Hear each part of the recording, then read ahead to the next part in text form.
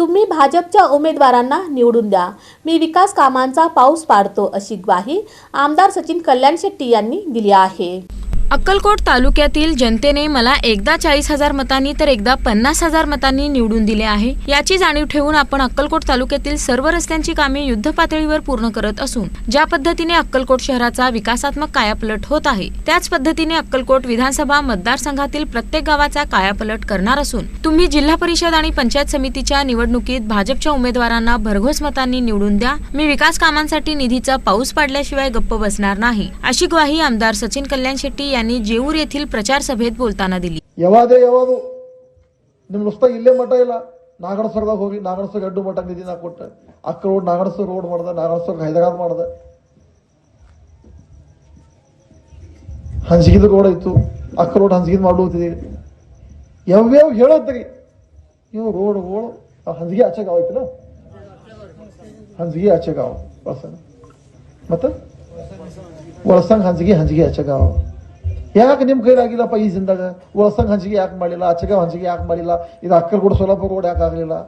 ಅಕ್ಕಲಕೋಟ್ ಜೋರ್ ಯಾಕೆ ಆಗಲಿಲ್ಲ? ಜೋರ್ ತಡೋಳ ಯಾಕೆ ಆಗಲಿಲ್ಲ?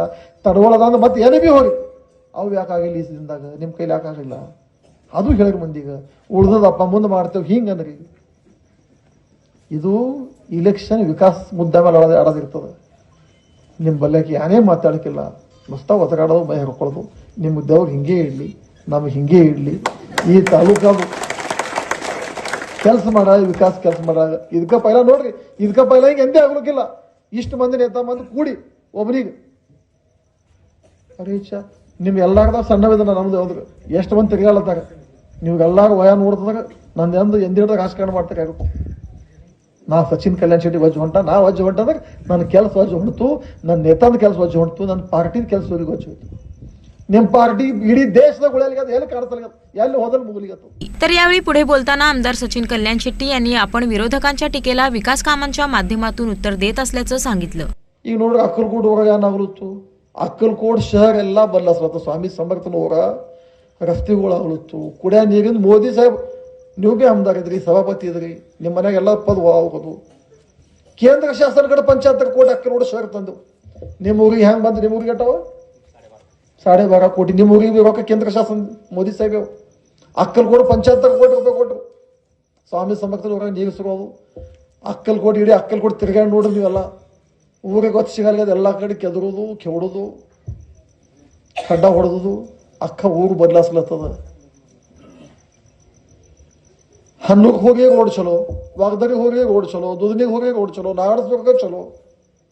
ಯಾಕೆ ಜೋಗಕ್ಕೆ ಒಂದು ಎತ್ತ ಗಾಡಿ ಒಂದು ಮೋಟರ್ ಸೈಕಲ್ ಬಂದ್ರೆ ತೆಳಗಿಂದ ಹೋಗ್ಬೇಕತ್ತಿತ್ತು, ಹತ್ತಿತ್ತಿಲ್ಲ, ಮಾಡಿದನ್ ಮಾಡಿಲ್ಲ, ಮಾಡ್ದವನಿ ಮಾಡಿದ ಅಂತಗೆ ನಾನಲ್ಲ.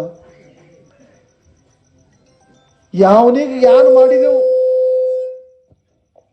ಯಾನ್ ಕೆಲಸ ಮಾಡ್ದವ ಕೆಲಸ ಹೇಳ್ತಾನ, ಕೆಲಸ ಅವನ ಬಲೆ ಕೇಳೋಕಿಲ್ಲ, ಮಸ್ತ ಒದಗಾಡೋದು, ಬಗಳಾಡೋದು, ಚೇಗಾಡೋದು, ಬೈ ಹಾಕೊಳ್ಳೋದು, ಹಂಗ ಹಿಂಗಾದು ಆಗ ಬಾಬಾ ಯಾನಾಗ ಮಾಡ್ರಿ.